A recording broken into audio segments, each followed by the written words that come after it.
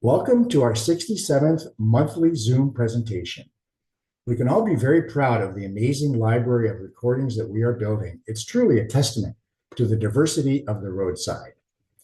I'm Brian Gallagher, the president of the Society for Commercial Archaeology, and proud to be your host for tonight's presentation.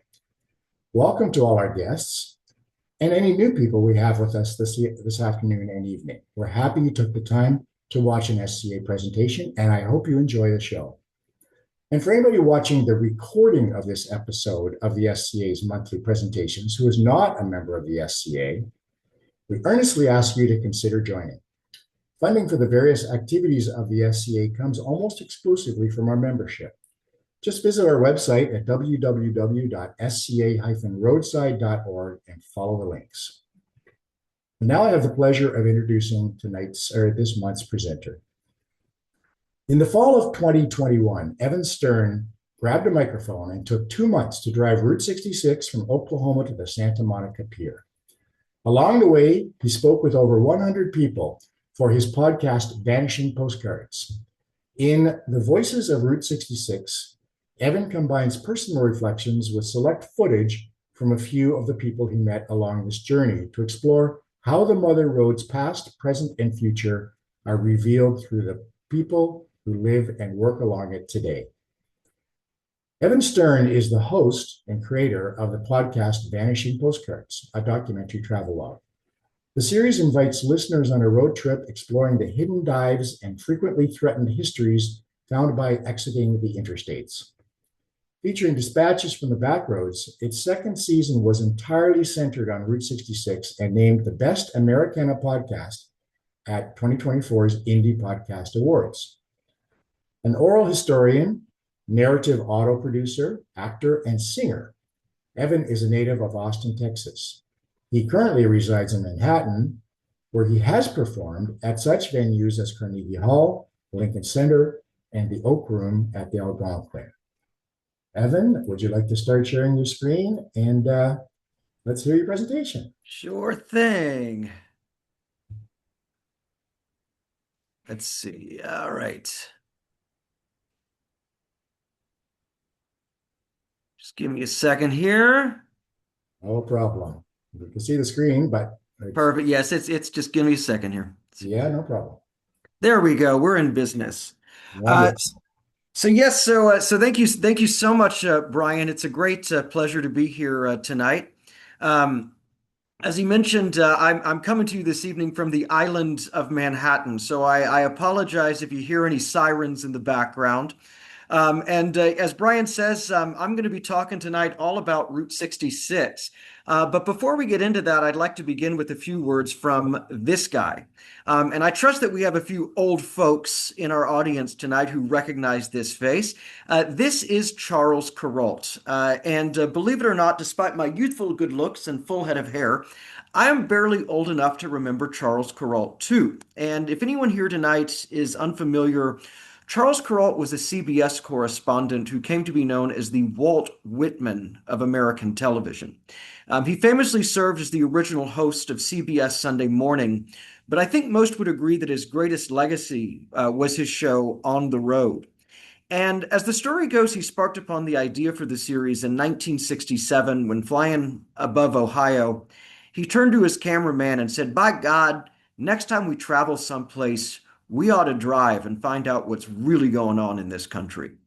And for nearly 3 decades, he did just that, as he invited audiences to follow him on the road in an RV as he shared good news from our country's heartland. And I really feel like his absence has left a great void in our media landscape, because whether talking to bicycle repairmen, ginger ale brewers, or postal workers, he had a remarkable way of spotlighting the common bonds and shared humanity that unites us. And when reflecting on his work, he once said, "It does no harm every now and then to acknowledge the entire country isn't in flames, that there are people in the country besides politicians, criminals, and entertainers." He also said the everyday kindness of the backroads more than makes up for the acts of greed in the headlines. And he conversely pointed out that the interstate highway system has made it possible to drive coast to coast without seeing anything.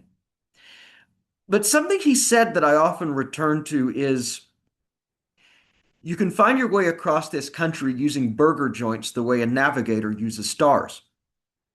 Now, I don't know when he said this. My guess is it was somewhere north of 50 years ago.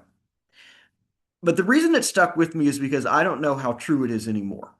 Because in a fast-paced, rapidly homogenizing world, the kinds of burger joints he was talking about with career waitresses and memories etched in their grime are getting harder to find.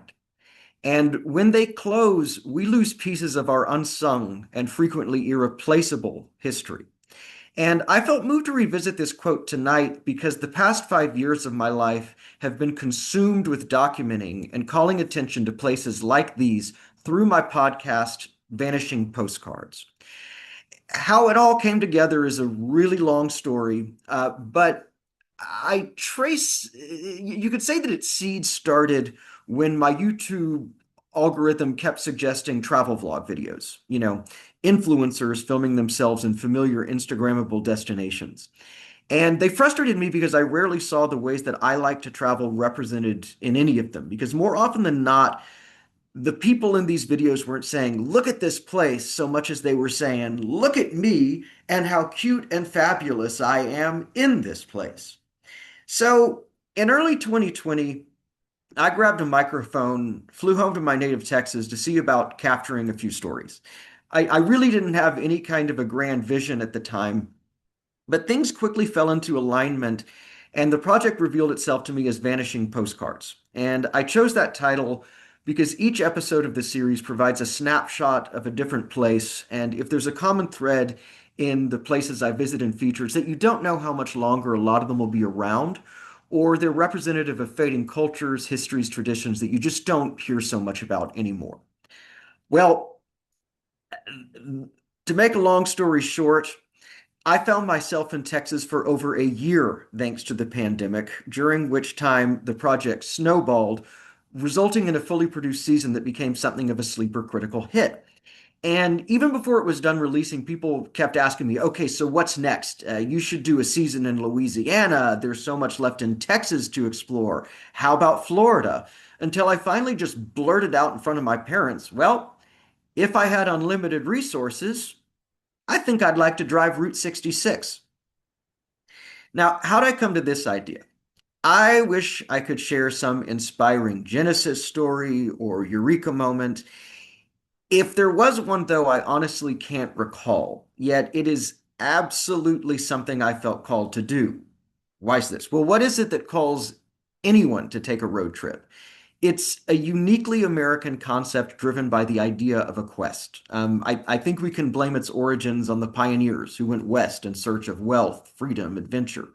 A century later, this legend was cemented by authors like Steinbeck and Kerouac, who hit the road looking for many of the same things. And it's been perpetuated in Hollywood through movies like Nomadland, Cars, Easy Rider, even Britney Spears' Crossroads.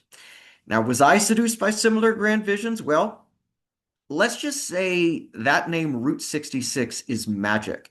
And I wanted to explore where its myth comes from and how its layers of history are revealed through the people and places found driving it today. So, again, in the fall of 2021, I grabbed a microphone, hit the road, and in a huge leap of faith, took about 2 months to drive 66 from Oklahoma to the Pacific coast. Now, I regret that back then, time, money, circumstance, and a myriad of factors kept me from driving the entire length of the route. So, my sincere apologies to the good people of Kansas, Missouri, and Illinois, though I'm going to be talking a little bit about them by the end of this. Even so, if my car's odometer is to be believed, I ended up driving nearly 7,000 miles, spoke with over 100 people along the way, and created 17 episodes worth of material. And today I'm going to introduce you to just a few of the characters I met along this journey and share some perspectives on how their stories not only reflect the narrative of Route 66, but our nation as a whole.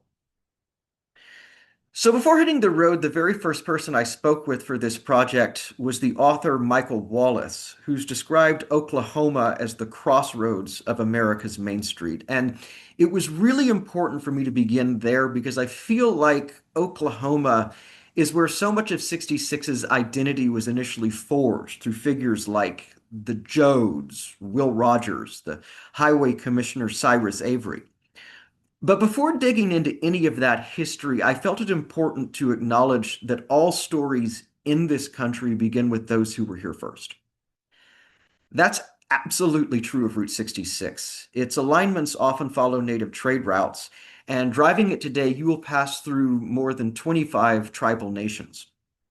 And if Oklahoma is the crossroads of America's Main Street, then I think some poetry exists in the fact that depending on which direction you drive, either the first or last town you pass through in the state is the town of Quapaw. Now, Quapaw is not a destination for most roadies. It's a no stoplight town of about 800, maybe 4 miles south of the Kansas line. But for many, the land there is sacred as it represents the seat of the Quapaw Nation. Now, at one point, the Quapaw numbered as many as 10,000 in Arkansas, but following disease, famine, and the tragedy of forced removal, by the 1800s, they came dangerously close to extinction.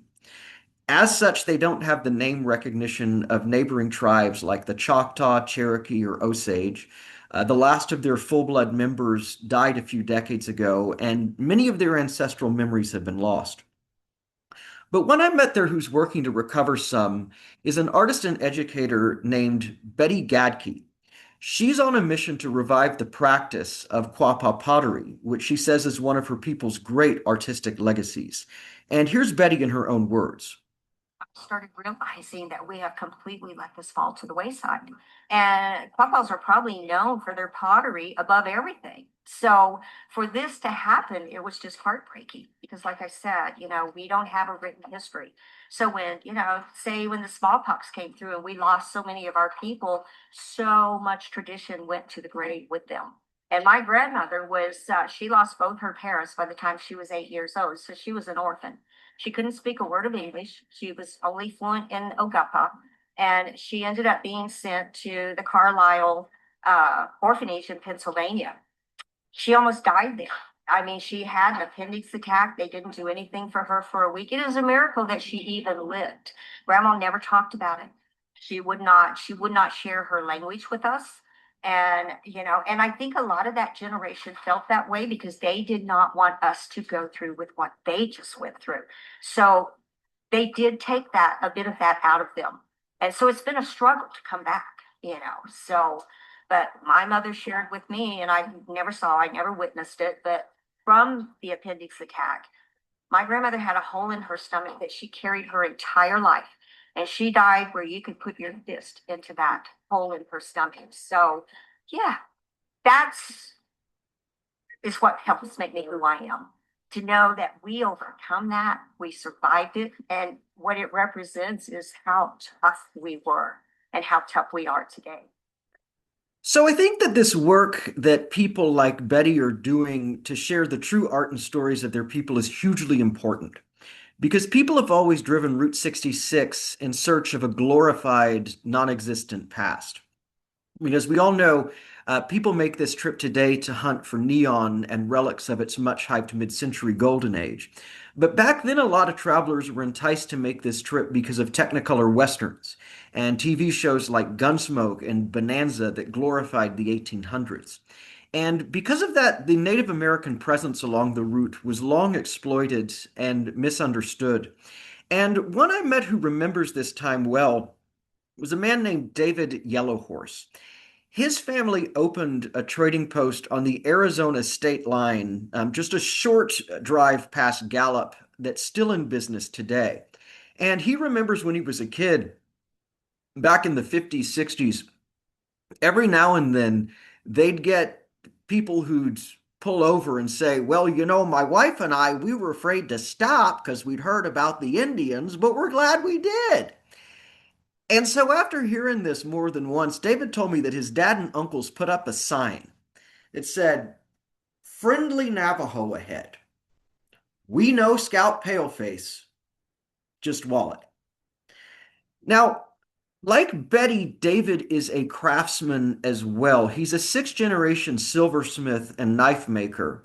And he told me that one day a visitor showed up at his shop unannounced to let him know that his knives have quite literally made their way around the world. Here's David. Mr. Yellers, I'd never thought I'd ever meet you. He said, my name's John Massey. And he said, your knives have helped us so tremendously in the war against terrorism. I go, excuse me? And he goes, let me explain to you. He says, I'm a retired CIA agent. What happened was we went over there looking for friendlies over there in Afghanistan. And they were tribesmen. And I seen your knives. He said, oh my gosh, this is what we got. He's looking for something to take back to these tribesmen. But he says, I took them back to them and I showed them, I gave them these knives, presented them to them. And I told them, this is what our tribesmen do in the United States, in a connection. And he says, through your knives, we made the best friends with these guys and they helped us. They helped us. So, Mr. Yellowhorse is a believer in the American promise, and his respect for the military is a recurring theme in his work. He has collections that pay tribute to the Navajo code talkers. And when I was with him, he showed me a knife he'd made that featured an etching of the Iwo Jima flag raising.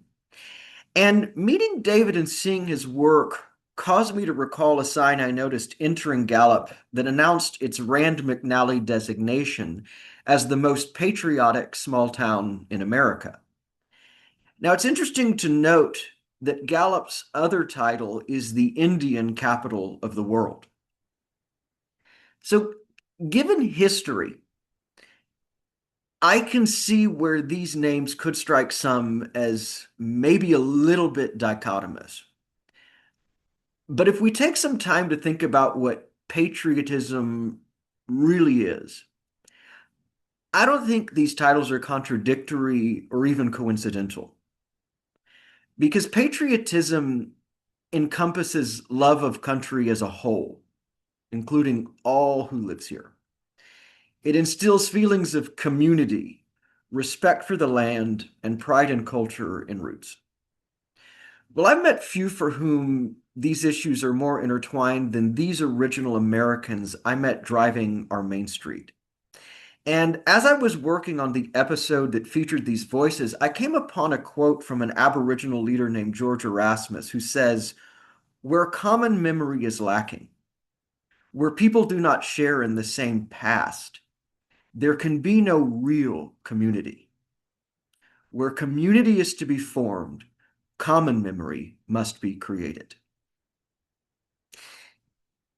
In a broad sense, I think that that's something that's crucial for our survival as a nation. But it's crucial for the survival of Route 66 as well. And two I met who are doing their part to call attention to a chapter of the road's history that's often overlooked are cousins Edward and Alan Threet. Their grandfather, Alan Threet Sr., opened, built, and ran the only known Black-owned filling station on Route 66, which serviced travelers throughout the segregation years. And I met the cousins at the site of the old station, which sits on a bluff just outside the town of Luther, Oklahoma. It's an old 1915 sandstone bungalow. And I'm really pleased to report that since our meeting, they've received a lot of attention and have renovated the station in advance of next year's centennial. But at the time of our meeting, it admittedly wasn't in the best of shape and was the kind of structure I think a real estate agent might have dismissed as a teardown. But they kept signs in its window that said, this place matters. And believe me when I tell you it does, because more than a stop for gas and refreshments, it was a refuge that hosted Black travelers, barbecues, even Negro League baseball tournaments. And whenever I think about this encounter, I just can't help but get chills, because as we got to talking, their faces lit up as memories suddenly came to life. And here are a few they shared with me. It's hard to describe, okay? the feeling when you look around, and when I say that it was wall to wall black people out here, I mean that there was a joy in that all by itself. Okay, a peace. You got to understand that our property is right in the middle of sundown towns. Okay, and I don't know if you're familiar with what a sundown town is, but to come here to have that peace, that where you don't have to be concerned about anything. Hearing this, I asked how they were made aware of these towns growing up. Very easy, because when you enter the town, there's a sign out there that says, I don't know if it said, I can't remember, it said Negro or blacks, don't be cold after the sun go down. You would like to think that these things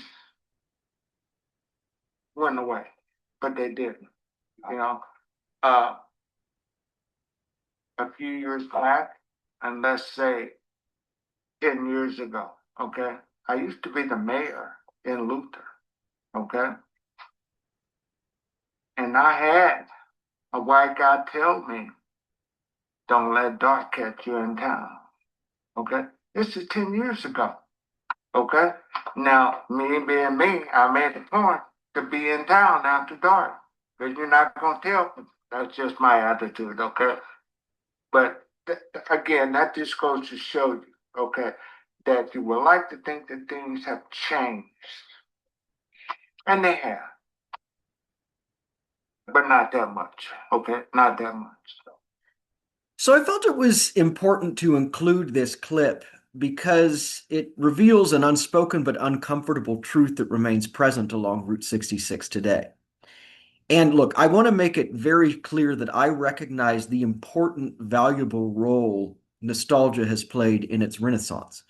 Okay, I love burgers, milkshakes, Elvis, and neon as much as anyone. And all of that imagery absolutely played a huge role in my decision to take this project on. But more than once on this trip, I heard the 50s referred to as happy days.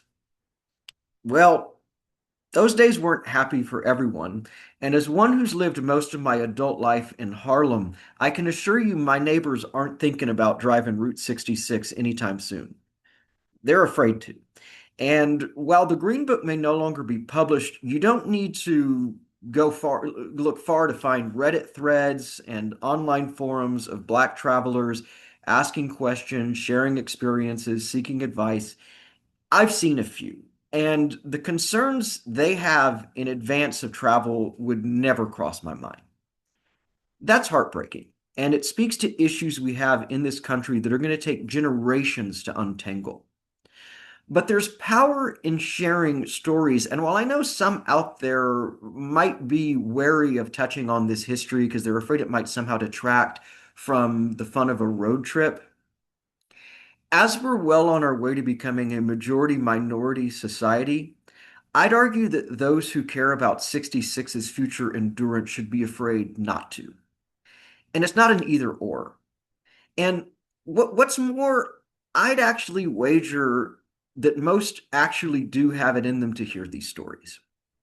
Because let's face it, a drive down Route 66 ain't a carnival cruise. It's a journey. And experiences like this is what travel's all about. But let's keep it real. Why do people take road trips? Because they're a lot of fun. And while our country may not be perfect, that doesn't mean it isn't absolutely beautiful. And this trip reminded me of just that. I saw the Grand Canyon. I saw sunsets in New Mexico. I saw the Pacific Ocean. I even saw the blue whale of Catoosa. Now, where else are you going to get to see something like this? And Route 66 is rich with roadside oddities like Muffler Men, the world's largest rocking chair, the Leaning Water Tower of Groom, Texas. And all of these places are great for a stop, stretch, snap, and chuckle. But they were also built by people with hopes and dreams and almost always reveal more than what meets the eyes. And this really came into focus for me at Cadillac Ranch outside Amarillo. Now, if you don't know it, Cadillac Ranch features 10 vintage Cadillacs buried half in the ground at the same angle as the Great Pyramid of Giza. Today, visitors are invited to spray paint whatever they want on the cars, and over the years, the ranch has elicited much in the way of opinion. Purists will let you know that it's actually no longer on Route 66. And scrolling Google, I remember I saw one review that dismissed it as nothing more than a junkyard of scrap metal and, quite frankly, a disgrace. And I myself will admit, at first glance, thinking to myself, well, you know what? This is kind of silly. Um, but it soon occurred to me that the true art of Cadillac Ranch is found in its experience. And walking amongst its wreckage, surrounded by couples spray painting and families taking pictures, I was reminded of all things February 2005 when Jean-Claude and Christo filled Central Park with orange vinyl draped gates. Now, I will admit to at first glance thinking that the gates were ridiculous and looked like something out of a construction site. But they drew people outdoors and inspired them to interact in the heart of the city's brutal winter. And I saw something similar to this happening at Cadillac Ranch as people were inspired to exit their cars in the dreariness of I-40, which is how I met a long-haired car hauler named Sean Timothy. Here's Sean. Well, I drove in from Oklahoma City via Houston, via Austin. I travel as a professional transporter moving cars. I live currently in Colorado Springs, Colorado. I heard about it this morning. Interesting place to come. I didn't know what I was walking into, but to see everybody with paint cans, it was really kind of an interesting parallel. There was a family that spray painted their flag from their home country, Syria, and that was really interesting for me to see. So I got a postcard for the Syrian family, and I'm gonna print it and get it to them. That feels like a really meaningful connection. So knowing what I know about what's going on in Syria right now is really grounding reminder to be grateful for what we have here in the United States. Anywhere a community can come together in whatever form that looks, I feel like this provides an opportunity people to come together in the name of art. It just puts people who wouldn't probably talk before into the same space. And whether we're open to it or not, maybe a small percentage of people are actually open to meeting a stranger, but those are my people. So I'm coming here to meet like-minded people. I'm coming here to share ideas if anyone wants to talk on that level, or just share a smile. And that means something, being around people, especially in a polarized country. So are places like Cadillac Ranch a little wild? Maybe. Then again, maybe they're just what our world needs.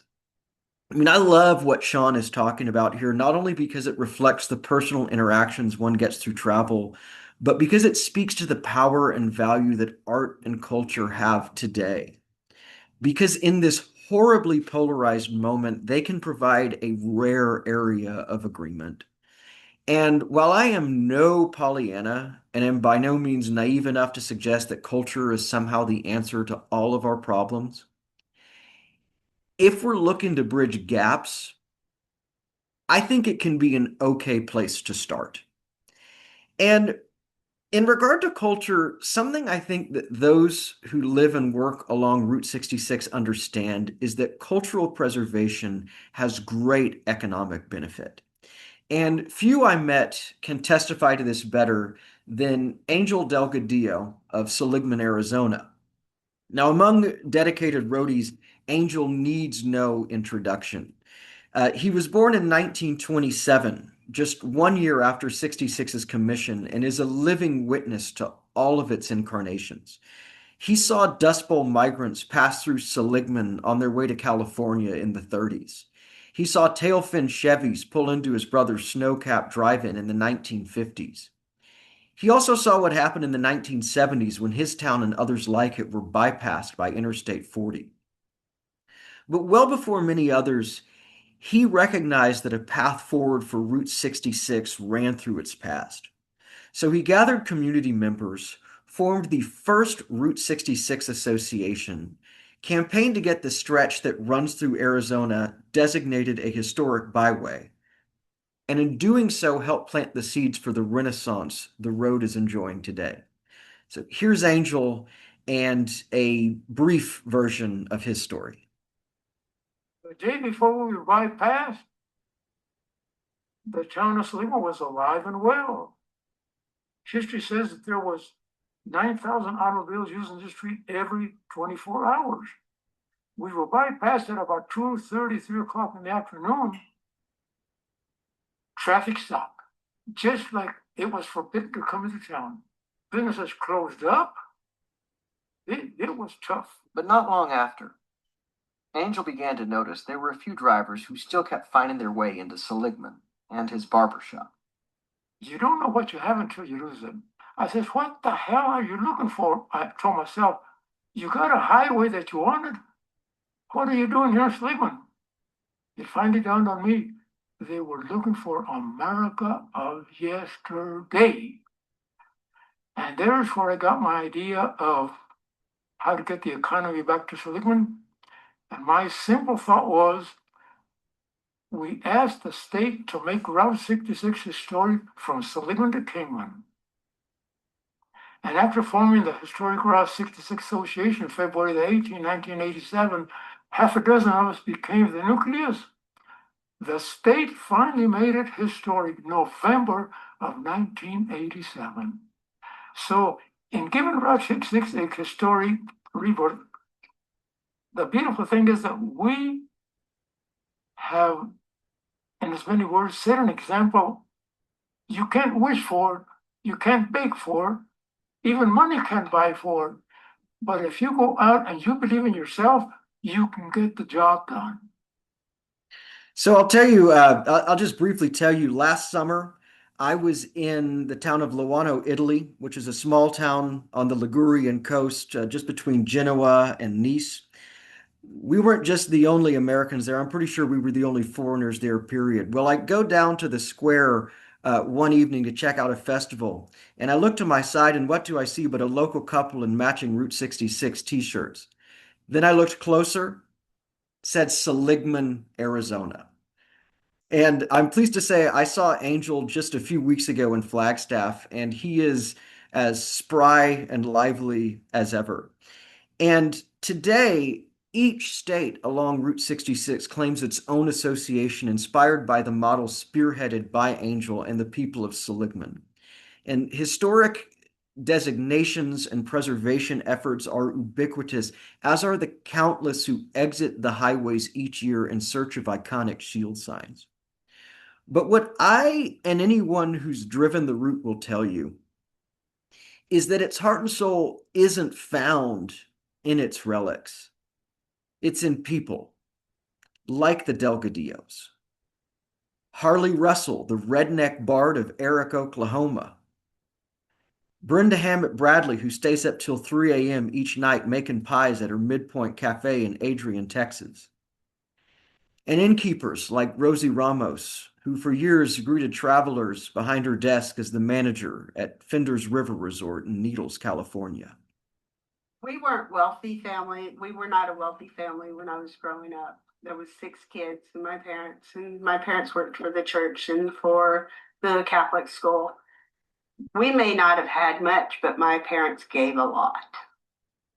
And I don't mean financially or in any other way, but I just mean they just gave a lot. They gave people a lot, no matter who they were, what they were doing.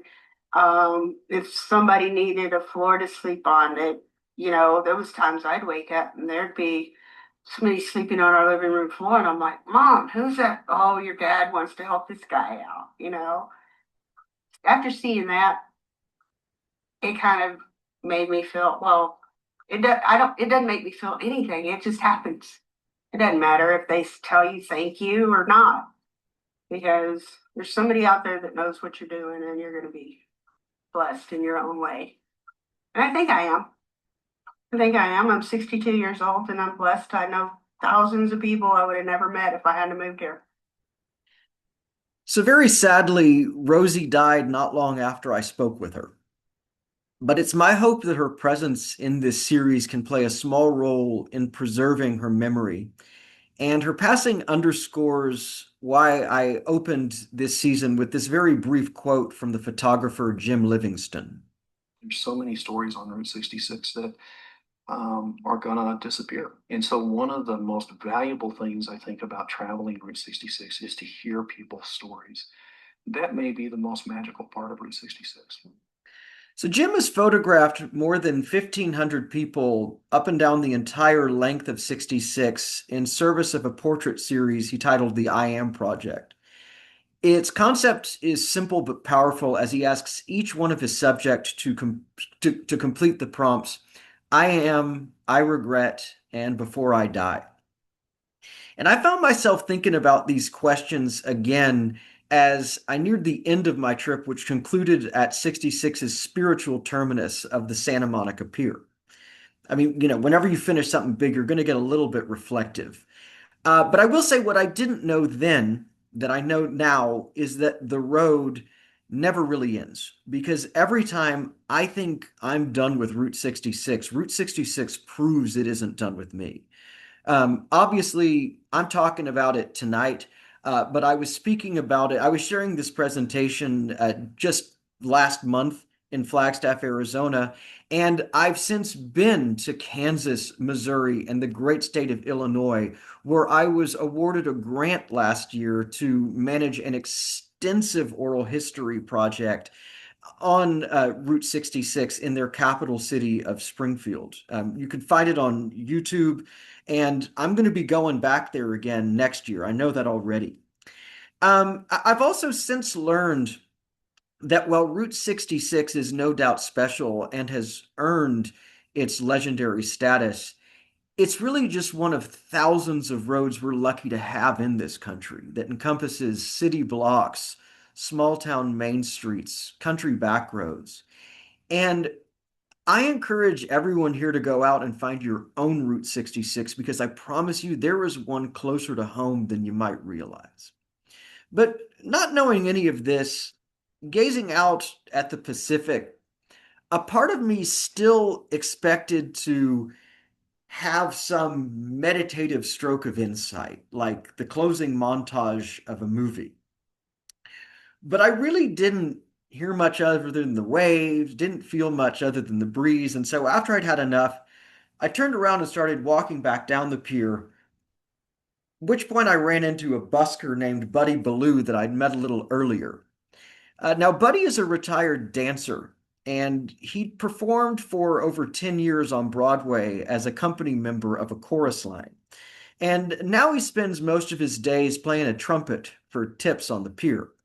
And since I was in LA, I asked if he could play the love theme from Chinatown, but he didn't know it. So instead, he started playing What I Did for Love. Now, as a theater kid, it might be sacrilegious for me to confess that a chorus line has never been my favorite show, and I've always regarded What I Did for Love as one of Broadway's sappiest 11 o'clock numbers.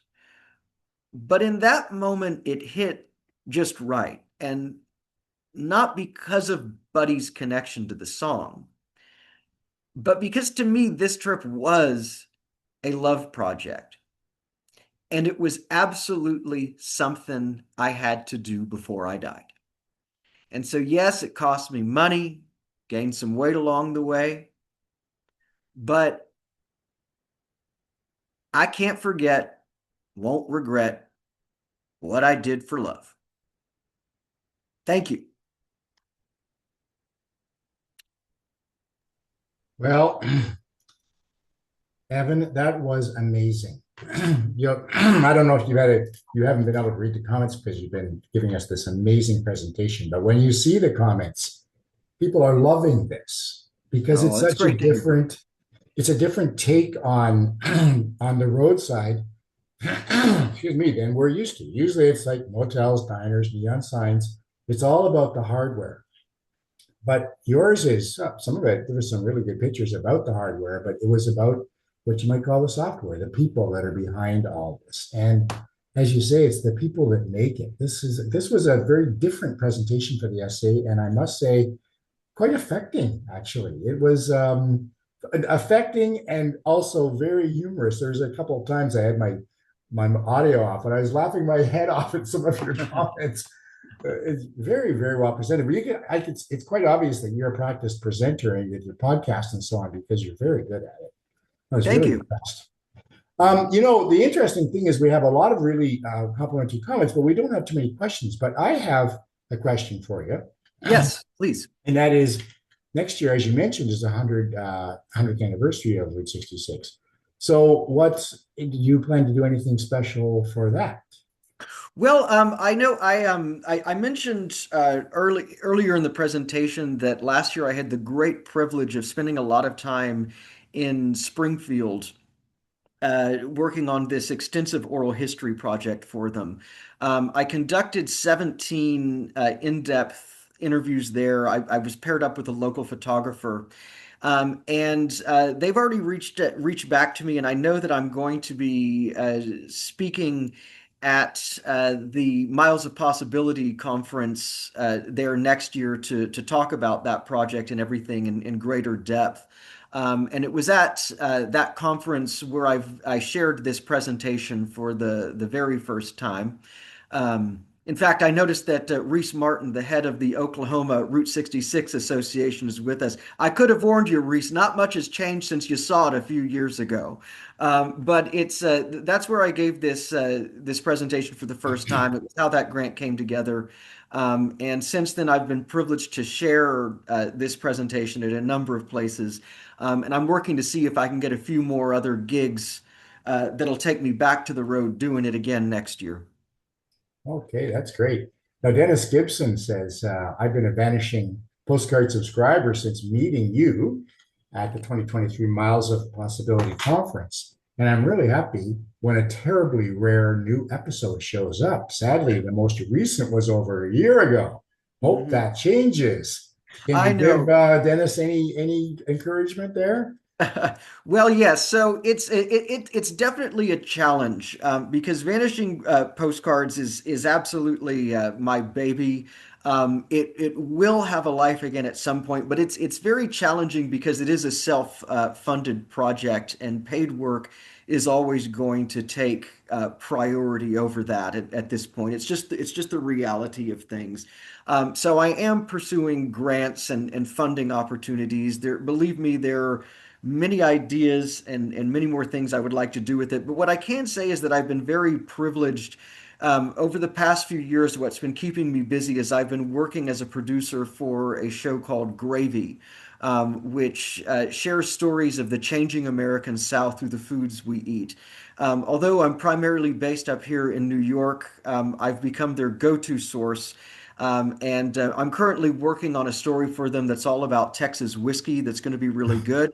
But if you go search through Gravy Archives, there are some terrific stories that I've done for them that are absolutely in the same universe as Vanishing Postcards that I think that you'll enjoy.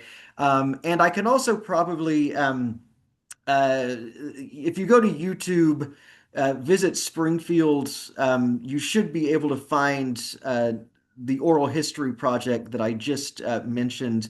I can also send that to Brian later, and he can probably get it out to any of you who might be interested in checking that out in greater depth. Wow, great. Janice Rohn, who is a SCA member, says fabulous presentation. Thanks, Evan. And she notes that we will be going to the end of Route 66 in Santa Monica because the SCA is holding their 2026 conference, or it's actually a road trip in LA. And so we're there for the 100th anniversary of the road.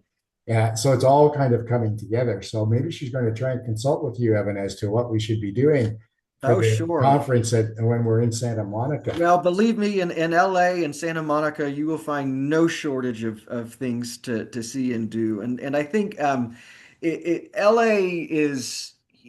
I think it's hugely important to remember that LA in so many ways is an incredible. When we think of Route 66, I know we think about driving through the rural parts of it and everything, but you got to remember that so much of that legend happened because of LA and people chasing the California dream and sunshine and stardom. We never would have the song Route 66 if it weren't for Bobby Troop Right. driving that road out to LA to start his career in Yeah. Hollywood. Yeah. And so, Oh, yeah. Mhm. yeah. No, that's quite remarkable. How did you, when you were driving with your microphone, how did you decide which places to pull over and to try to engage the locals, or was it just serendipitous? You get a No, gas station or something? I did a lot of research in advance of the trip. And I really wanted to make an effort to try to see if there were a number of stories that I could find that had maybe been covered a little less. And so word of mouth was a great friend of mine. I went down plenty of Google rabbit holes. Obviously you listen to the series. I certainly went to a lot of famous places, but I made a real point more so than the sites. I wanted to find out which places had the good, interesting characters for me to speak with. Right. And that's what it was all about. And I will say too, I mean, I don't talk about it in this program, but one of my favorite places that I visited was Miami, Oklahoma.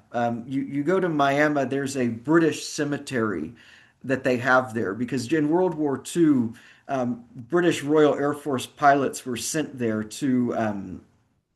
for training.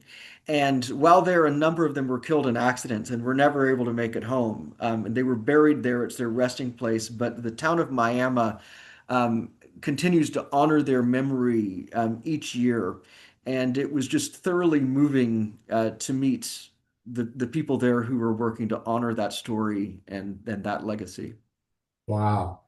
That's fascinating. Now, I see we have one of our guests tonight is Riss. I hope I'm saying that right, Martin, and he has a some Route 66 memorabilia, and behind him there, Riss, I unmuted you if you wanted to say anything to Evan or to the group. Oh no, thank you. I'm here as an observer. Evan, I know you mentioned that I've seen this presentation before, but any chance I have to hear you speak about it, I take because you're so passionate and you went about this really wanting to get to the meat of the roads experience, which is the people. And I just commented that, that Miami episode, which I tell folks, Miami, Oklahoma is 5 years older than Miami, Florida, so they're the ones that messed it up. Yep. But that episode I can't even think about it without getting emotional. Like is just captures such an important story that shows that this road has always been about connecting people. This road has always been evolving, and you can read all the books in the world, and it's great. But hearing these stories from these people's mouths, there's no replacement for that. So I just have to say thank you so much for this incredible project and your continuing work. Well, Reese, you should first of all you should be my publicist. But I will say we owe, but it's people like Reese who keep the road going. And I mean, I remember the first time I met Reese. He's the head of the Oklahoma Association, and I said to him, I said, Reese, I think we're the same age, and most people that I meet who are in your position are, significantly older. And I said, how is it that you got into this? And he said, well, specifically because we need younger people doing this. And Reese works tirelessly for Oklahoma. And he's also working now doing excellent work with the National Trust. And Oh, so Reese is very much a huge part of Route 66. And he's in the series too. You can hear him a few times, I think. oh, that's great. Well, just before we end off, that was kind of a good lead into to the last question, and that was, many of the people that you showed us, and they spoke to us tonight were, elderly. They're getting up there. Some of them looked like they were really getting up there, which is great. Still very active and spunky, as you said. But is there a younger crop of Route 66 enthusiasts coming up that you think will move into those positions as the days go by? Or will Route Well, something 66 kind of fade away when the old timers are gone? Well, what I will say is I believe and have faith that the road will never die. I do sincerely believe that. But at the same time, as we enter the centennial, it's a very exciting moment. There's a lot of attention on it. But this Renaissance isn't going to last forever. And so we need to make certain that Route 66 is telling a fuller, broader story than the one that's currently being told. We need to make certain that, as I said in the presentation, I mean, nostalgia is hugely valuable and important and has its place. But we need to make certain that those, these kind of middle-aged roadies aren't the only ones that we're talking to and getting excited about the road. I know we could say, the movie Cars did absolute wonders for it. And, you still meet, kids today who are seeing Cars and discovering it for the first time. So that's a great thing to have. But, do I believe that the centennial is Route 66's funeral? In no way. But we have a responsibility to make certain that its story just continues to evolve.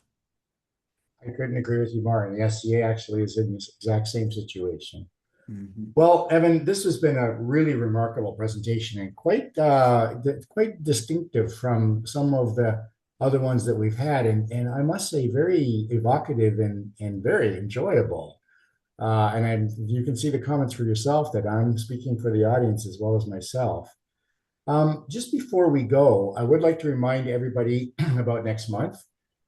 When on Wednesday, January the 21st at 8 Eastern and 5 Pacific, Will Durham joins us to share his vision of creating a new museum in downtown Reno, featuring his vast collection of Reno and Nevada's best neon signs. Now, SCA members will be receiving the relevant details and registration link for the January talk by email, and anybody else can register through the SCA's website directly. I'd like to thank everybody that's joined us this evening and this afternoon for spending some time with us. And you can expect an email shortly inviting you to join the SCA and enjoy all the benefits of membership if you're not already a member. And of course, the recording of this session will be available probably tomorrow on the SCA's website. So spread the word around your friends and neighbors and encourage them to watch it if you think they would be interested. Just before we go, Evan, any last words? No, just thank you so much. It's always a pleasure to share the story of Route 66 with anyone willing to listen. So, in order for me to do this work, I have to have an audience, and I'm always grateful to have one. So, thank you so much. Well, thank you so much, and I strongly encourage people to listen to your podcast because if they're anywhere near the quality of this particular presentation, they're well worth listening to. So, thank you again. And my pleasure. Take care, y'all. I will wish everyone a good evening and look forward to seeing everyone next month. Bye.